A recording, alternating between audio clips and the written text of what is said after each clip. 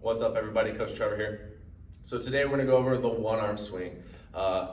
This is the next thing in the progression when it comes to kettlebells, right? First thing is master that hinge, kettlebell deadlift, single hike back, right? Getting the hike backs down.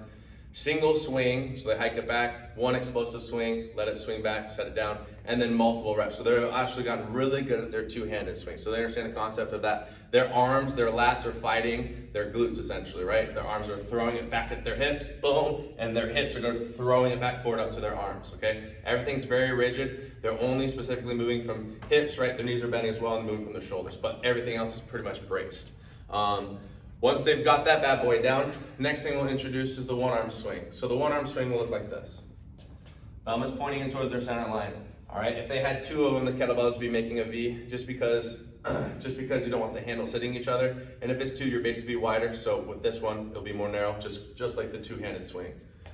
So weights in front, abs on tight, take a breath, brace. They're gonna hinge back, so the back's nice and straight, knees are coming out, they're gripping the floor, free hands out like this, boom, creating tension.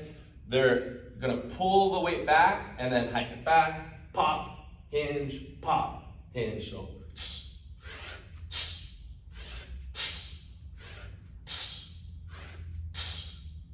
And then set it down, all right? So the front profile looks like this. So thumbs pointing in, abs are nice and tight, breathe, okay, grip the floor, hike it back.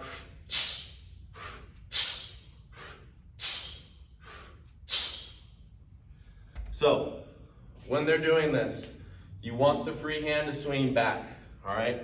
So the reason why we want that is because we don't want the shoulder round forward like this, right? And also, when it swings forward, when you do teach an alternating swing, it makes it easier because the hand's already there. So swing back, boom, and then swing forward.